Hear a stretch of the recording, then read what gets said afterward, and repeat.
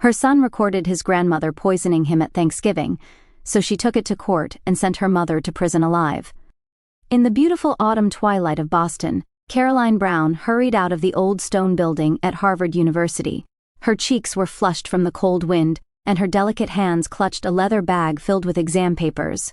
As an associate professor of comparative literature, Caroline was in a difficult position. Her intellectual charm was well regarded among students, but the path to tenure remained steep. "Professor, I have a question." Caroline glanced at her watch as she paused to address a student in the hallway. The time when her son Ethan should have returned from school had long passed. "I'm sorry, Jen. Could you email me today? My son is waiting for me." Speaking her son's name brought an involuntary proud smile to Caroline's face. 15-year-old Ethan had top grades in the state, showing particular genius in mathematics and science. Just last month, he had qualified for the National Mathematics Olympiad preliminaries as the youngest contestant. Climbing into her slightly aged Volvo parked in the university lot, Caroline sighed. Though the faculty apartment was only 10 minutes from campus today, even those 10 minutes felt long. She had received a call from her mother, Elizabeth, this morning. "Caroline, I'm planning for Thanksgiving. I'm expecting you and Ethan to come." It wasn't a question, but a declaration. Elizabeth's words always carried such force. She wielded her authority from a grand house in an upscale Boston suburb. And in the latter part of the call, as usual, the topic had shifted to her sister Rebecca and her niece Amy. Amy has been given a solo in her dance recital. Her teacher says she's the most talented in her grade. Caroline had listened silently. When Amy was mentioned, her mother's voice took on a special pride. 12-year-old Amy, Rebecca's daughter, had average grades, led an average school life, and was surrounded by average friends. To Elizabeth, she was the perfect granddaughter. Meanwhile, Ethan's extraordinary talents were treated almost as if they were something to be ashamed of. "Speaking of which, is your Ethan still such an odd child? You should get him involved in more normal activities. Reading books all the time won't develop his social skills."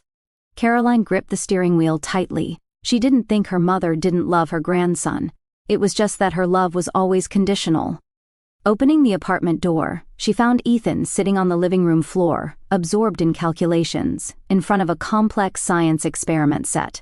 The boy unconsciously brushed his long bangs away from his face. "Ethan, I'm sorry, I got a little delayed." Her son looked up and met Caroline's gaze. Ethan's eyes were a brilliant blue, just like his father, who had left them 5 years ago. After the divorce, her ex-husband had moved to California and started a new family. He had become someone who only sent occasional messages on birthdays and holidays. "It's okay, Mom. I was so interested in my experiment that I didn't even notice the time." Caroline sat beside Ethan and asked about his experiment.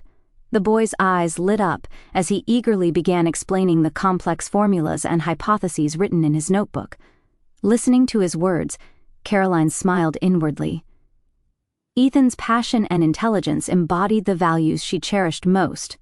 "By the way, grandmother called today. We've been invited for Thanksgiving." Ethan's expression clouded momentarily.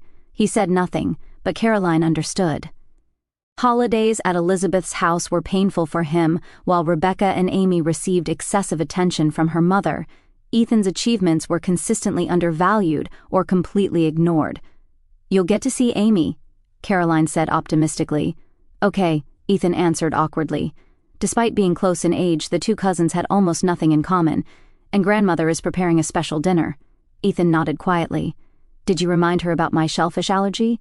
"Of course. I've told her many times. Don't worry." Caroline patted Ethan's shoulder lightly. His allergy wasn't severe, but still required caution. Elizabeth and Rebecca had been reminded multiple times. "This time might be different," Caroline said hopefully.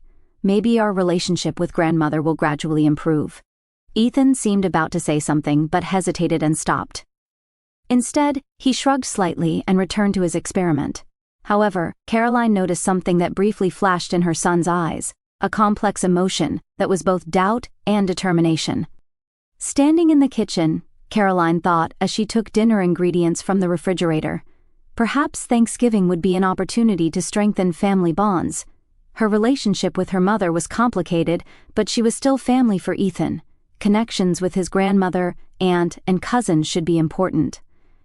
Outside the window, the last autumn leaves were dancing in the wind. Caroline suddenly thought, life, like leaves, eventually falls to the ground. And then a new season begins. She continued quietly preparing dinner, hoping that the Thanksgiving family gathering would mark a new beginning for her and Ethan. The Thanksgiving morning began with a clear blue sky. Caroline had risen early to make final preparations for the side dish she planned to bring. The sweet aroma of pumpkin pie wafted throughout the apartment. "Ethan, are you up yet? I'd like to leave by 10 o'clock. Caroline knocked on her son's door. Beyond the open door, Ethan was already dressed with his laptop spread out on the bed. His expression was serious, focused on something. "What are you doing?" Caroline asked curiously. Ethan closed his laptop screen with a slightly startled look. "Just a school project. I was gathering materials for the science fair." Caroline decided to believe her son's words. Ethan had never lied to her before. "I see. But when we get to grandmother's house, you'll need to put the computer away. Let's value our family time." Ethan nodded silently, but his eyes held something like determination. "Mom, can I bring my smartphone?" "Of course, but mind your manners at the table." They got in the car and headed toward Elizabeth's house in suburban Boston. Fall-colored trees lined both sides of the road, presenting a typical New England autumn landscape. "Mom," Ethan said quietly. "Hypothetically speaking, if there was evidence that someone was intentionally trying to cause harm, what would you do?" Caroline was momentarily surprised by her son's words. "What do you mean? Who would cause harm? It's just a hypothetical question. Legally, you need evidence, right?" Caroline frowned. "Yes, but Ethan, is something bothering you?" The boy answered while staring out the window. "No, I was just thinking about something we discussed in ethics class at school." The conversation was strange, but before Caroline could inquire further, they arrived at Elizabeth's impressive house. The colonial-style house with cream-colored exterior walls, a red door, and window frames looked like it had stepped out of a magazine with its perfect appearance. The front door opened, and Elizabeth appeared. As always, her perfectly styled silver hair and elegant cashmere sweater epitomized the elegant grandmother. "Finally, you're here," she said by way of greeting. Her gaze swept over the small family before her, a hint of disappointment evident in her eyes. Caroline lifted the suitcase and nodded silently. In the living room, Rebecca and Amy had already arrived. At 32, Rebecca looked as though she had stepped out of a fashion magazine thanks to her expensive clothing and perfect makeup. "Caroline, how have you been?" Rebecca asked in a sweet voice. There was warmth in her words, but her eyes were cold and calculating. Caroline smiled weakly.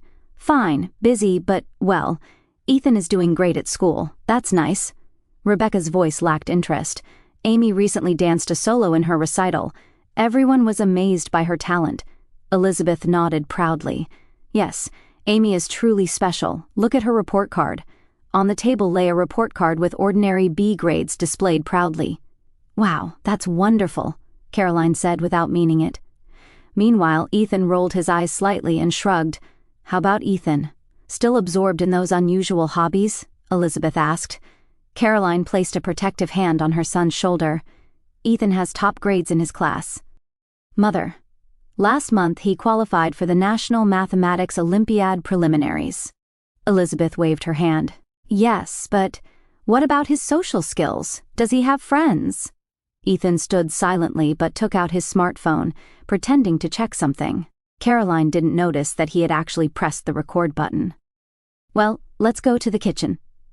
Elizabeth changed the subject. "Rebecca, would you help?" While the three women headed to the kitchen, Ethan and Amy remained in the living room. "So, are you still doing those weird science experiments?" Amy asked, wrinkling her nose. "Yes," Ethan answered concisely. "I'm researching food allergens now." Amy shrugged disinterestedly and returned to her tablet. Ethan quietly moved closer to the kitchen and peered through the door crack. In the kitchen, Elizabeth and Rebecca were whispering about something. "Are you sure this is okay?" Rebecca's voice sounded anxious. "Of course," Elizabeth answered with a determined tone. "He needs a little lesson. Caroline, too. I've had enough of her perfect mother act. But the allergy. Don't worry, it's a small amount so it shouldn't cause a severe reaction. It will just cause some discomfort. It's good for her genius son to show weakness like normal children. When Caroline returned, they quickly changed the subject. Oh, Caroline. Elizabeth put on a smile. I was just preparing special chicken for Ethan. Don't worry, no shellfish at all. Thank you, Mother. Caroline felt somewhat relieved as the meal preparation continued. Ethan returned to the living room and slipped his smartphone into his pocket. His expression showed complex emotions, fear, but also determination. The dining table was arranged with lavish dishes, turkey, cranberry sauce, mashed potatoes, and individual plates of chicken dishes. Elizabeth placed a plate in front of Ethan with particular care at the 6-person table. Elizabeth sat first, with Rebecca and Amy flanking her. Caroline and Ethan sat across from them. Let's be thankful that we can all eat together, Elizabeth said with a smile devoid of warmth. Her gaze slid across the table, pausing momentarily on the special chicken placed on Ethan's plate. Caroline looked at Ethan. Are you okay? She asked softly. Ethan nodded quietly, secretly clutching his smartphone under the table. He had been recording everything. First, a toast. Elizabeth raised her wine glass to family health and success. Everyone clinked glasses. Amy had been given special grape juice, but her face showed an anxious expression as if sensing something special was about to happen. Ethan simply took a silent sip from his glass. Now please enjoy, Elizabeth encouraged everyone. Everyone began eating. Rebecca and Elizabeth occasionally exchanged meaningful glances. Caroline didn't notice, absorbed in listening to Amy's story. Ethan quietly stared at his plate. The chicken dish, supposedly specially prepared, looked like ordinary herb-roasted chicken. He took his fork and cut off a piece. Caroline noticed Ethan's behavior. What's wrong? Don't you want to eat? Ethan took a deep breath as if steeling himself and said, It's fine, I'll eat. Then he brought the piece to his mouth. A few seconds passed. Ethan carefully tasted it, then swallowed. Caroline watched her son before returning to her own dish. Suddenly, Ethan began coughing. At first, just small coughs, but they quickly became violent. His face turned red and sweat appeared on his forehead. Ethan. Caroline's voice was tinged with anxiety. Unable to answer, Ethan coughed more violently and the area around his mouth began to swell. He grabbed his throat with a pained expression and tried to stand up, but his legs wobbled and he slipped from his chair. Ethan! Caroline screamed and rushed to her son's side. Elizabeth and Rebecca pretended to be surprised, but their eyes held a strange satisfaction. What happened? Elizabeth stood up and said in a concerned voice, We didn't use any shellfish. In a panic, Caroline supported her son's body. Ethan, are you okay? What's happening? Struggling to breathe, Ethan pulled an allergy auto-injector from his pocket. With trembling hands, he pressed it against his thigh. An ambulance. Someone call an ambulance. Caroline's cry echoed through the dining room. Rebecca took the phone and called 911. Meanwhile, Elizabeth took water from the table and offered it to Ethan.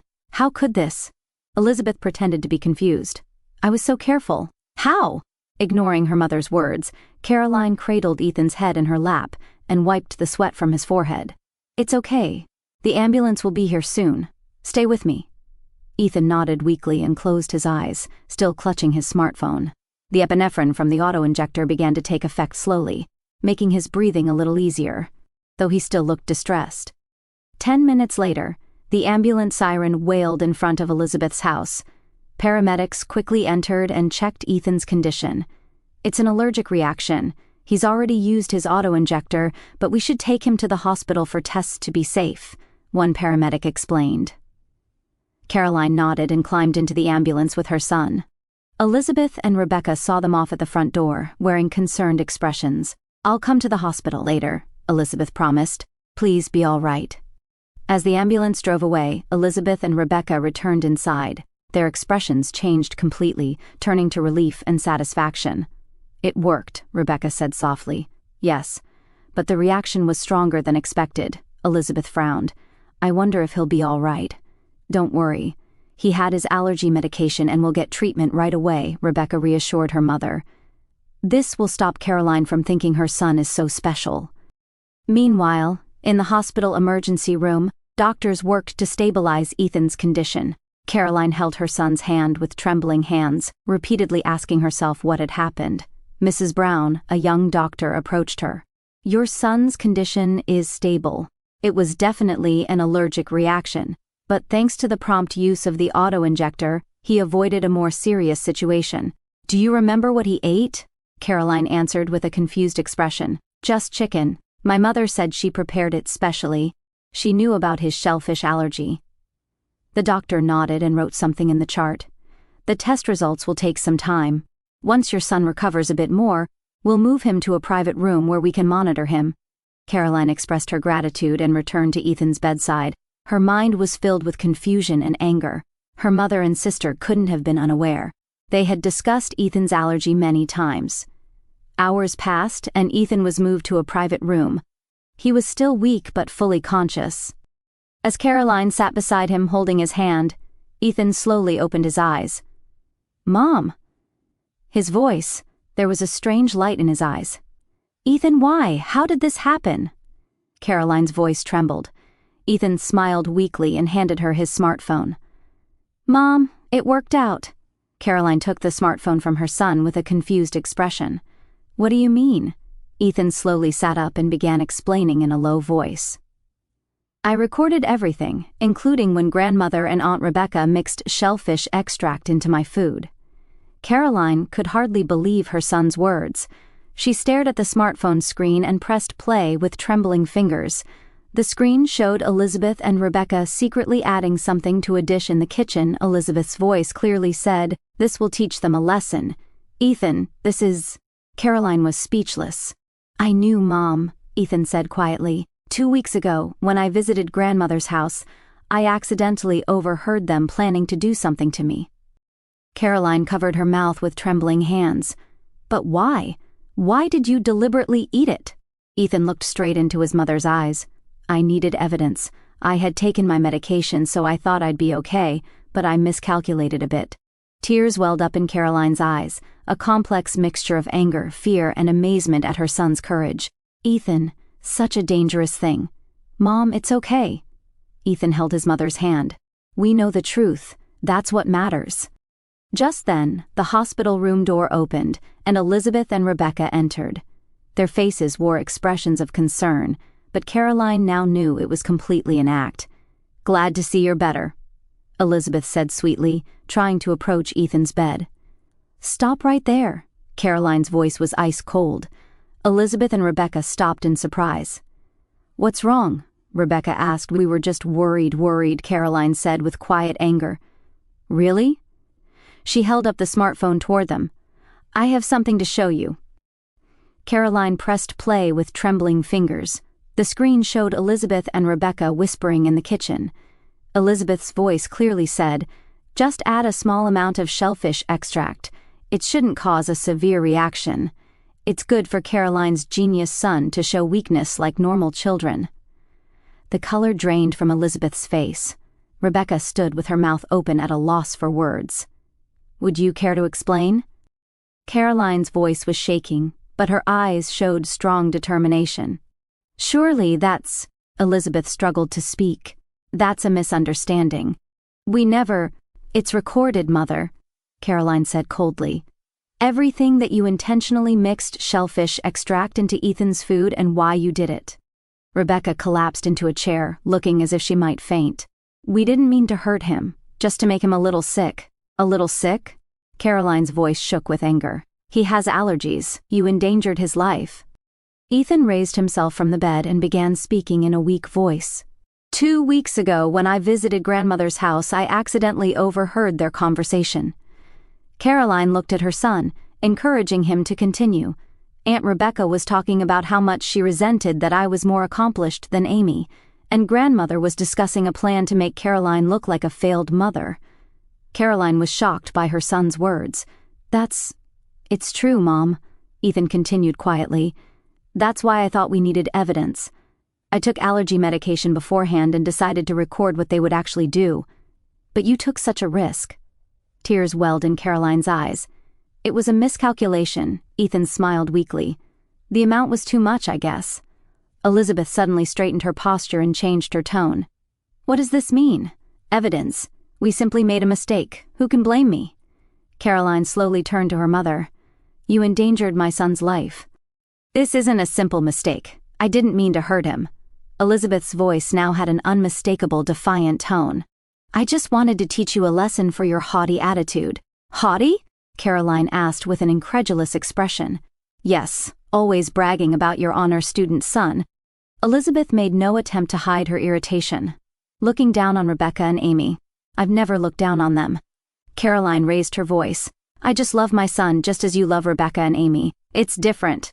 Elizabeth shot back sharply. You always wanted to be special. You never listened to me. You always chose your own path, got divorced, raised this child alone, and you showed everyone you could succeed. Caroline was speechless at this sudden revelation of truth. She stared at her mother, understanding for the first time that years of jealousy and anger had accumulated there. It wasn't jealousy toward her son, but toward herself. Mother, Caroline said quietly, I'm just living my own life. You didn't obey me. Elizabeth's voice trembled. I sacrificed everything for you. Rebecca sat silently, but confusion and fear showed in her eyes. She seemed surprised by her mother's outburst. I'm going to call the police, Caroline quietly declared. You broke the law. This is child abuse and assault. Stop, Rebecca suddenly cried out. Mom told me, just put in a little bit, we didn't mean to really hurt him, but it happened, Caroline calmly replied. Ethan was in danger, and you planned it. Elizabeth straightened her back, suddenly appearing to regain her composure. Go ahead. Do you think anyone will believe you? That a devoted grandmother would harm her grandson? I'm a respectable citizen, an important church member who does charity work. You have no evidence. Caroline held up the smartphone. The evidence is right here. Elizabeth's confident expression crumbled. Caroline pressed the nurse call button. A nurse entered the room. Could you please call the police? Of course. Right away, the nurse, seemingly sensing the situation, hurried out. Elizabeth's face drained of color, and she collapsed into a chair. Why would you do this? I'm your mother. Yes, you are my mother, Caroline said quietly. But that doesn't give you the right to endanger my son. Rebecca began crying. What about Amy? She wasn't involved in this. Amy should go to her father's, Caroline said, at least temporarily. Ethan looked at his mother from the bed and smiled faintly. Mom, are you okay? Caroline returned to her son's side and held his hand. Yes, I'm fine. I'm glad you're safe. But please never do something so dangerous again, I promise. Ethan nodded. The world outside the hospital window was already enveloped in twilight. Thanksgiving Day was ending in a way completely different from what they had imagined. But in Caroline's heart, there was a sense of being freed from something that had bound her for a long time. 6 months later, Boston was bathed in the soft sunlight of spring. Cherry blossoms were in full bloom on the university campus, and students were relaxing on the lawn. From the window of Caroline's office, that peaceful scene was visible. She picked up a newly arrived envelope and hesitantly opened it. It bore the postmark of the Massachusetts State Prison. This was the 3rd letter from her mother. I wasn't wrong. You should have listened to me. Elizabeth had received a light prison sentence and would spend a year in prison. However, she continued to justify her actions until the end. Caroline put the letter in her desk drawer. Someday she might find the courage to read them again, but now was not the time. The phone rang, showing an incoming call from Rebecca. Her sister had received probation and an order of 300 hours of community service and was currently attending psychological counseling 2 times a week.